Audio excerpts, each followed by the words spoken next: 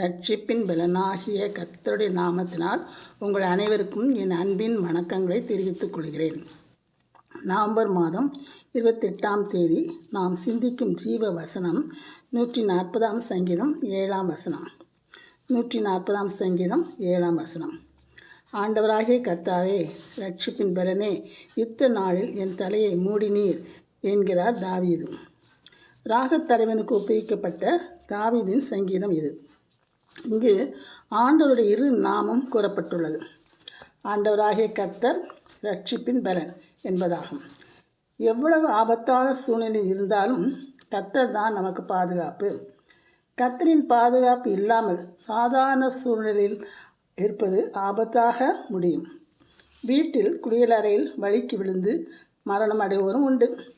வெளியில் வாகனங்களில் செல்லும்போது ஆக்சிடென்ட் ஆகி மரிப்போரும் உண்டு. போர், பூகம்பம், புயல், வெள்ளம், நெருப்பு ஆகிய ஆபத்துகளின் நடுவில் காக்கப்பட்டோரும் உண்டு. அநேக ஆபத்து காலத்தில் இருந்து நம்மை காப்பாற்றியும் இருக்கிறார். அதேதான் இங்கு ஆண்டவராகிய கர்த்தாவே, ரட்சிப்பின் பலனே, யுத்த நாளில் என் தலையை மூடினீர் என்று தாவீது கூறியிருக்கிறார். இவ்வாறு தாவீதை பாதுகாத்த கர்த்தர் இப்பொழுதும் எப்பொழுதும் நம்முடன் இருக்கிறார். எந்த சூழ்நிலை இருந்தாலும், எப்படிப்பட்ட எதிரிகள் நமக்கு எதிராக வந்தாலும் நம்மோடு இருக்கிற கர்த்தர் நம்மை காப்பாற்றுவார்.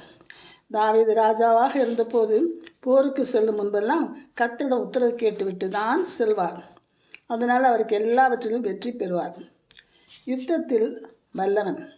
எல்லா யுத்த நாளிலும் கர்த்தர் தாவீதின் தலையை மூடி வெற்றி கொடுத்திருக்கிறார். தாவீது நாளுக்கு நாள் விருத்தி அடைந்தான். சேனையின் தேவனாகிய கர்த்தர் அவனோடு கூட இருந்தார். நாமும் கூட பிசாசின் தந்திரங்களோடு எதிர்த்து நிற்க திராணி உடலாகும்படி தேவனுடைய சர்வாயுத வர்க்கத்தை தரித்து கொள்ள வேண்டும். ஏனெனில் மாம்சத்தோடும் இரத்தத்தோடும் அல்ல, துரைத்தனங்களோடும் அதிகாரங்களோடும் இப்பிரபஞ்சத்தின் அந்தகார லோகாதிபதிகளோடும் வான மண்டலத்தில் திரளுள்ள பொல்லாத ஆவிகளின் சேனைகளோடும் நமக்கு போராட்டம் உண்டு. அப்பொழுது நாம் சத்தியம் என்னும் அரைக்கச்சையும், நீதி என்னும் மார்க்க அவசத்தையும், ஆயத்தம் என்னும் பாதரட்சியும், விசுவாசம் என்னும் கேடகத்தையும், ரட்சண்யம் என்னும் தரை சீராவையும், தேவ வசனம் என்னும் பட்டயத்தையும் தரித்து கொள்ள வேண்டும். அதாவது சர்வாயுத வர்க்கத்தை நாம் தரித்து கொண்டோம் என்றால் நம்மை நிச்சயமாக தப்பித்துக் கொள்வோம். நம்மை காப்பார். கர்த்தர் நம்மை பாதுகாக்கிற தேவன். ஜெபம். 28. ரட்சிப்பின் பலனாகிய கர்த்தாவே, எங்களை ஆபத்து காலத்தில் எங்களை பாதுகாக்கிற தேவனே, உமக்கு ஸ்தோத்திரம் உண்டாவதாக. பிசாசின் தந்திரங்களோடு எதிர்த்து நிற்க எங்களுக்கு உதவி செய்கிறவரே, உம்மை துதிக்கிறோம். நீர் எப்பொழுதும் எங்களுடன் இருப்பதற்காக நாங்கள் நன்றி செலுத்துகிறோம் சுவாமி. இரட்சகராகிய இயேசு கிறிஸ்துவின் நாமத்தினால் ஆமென்.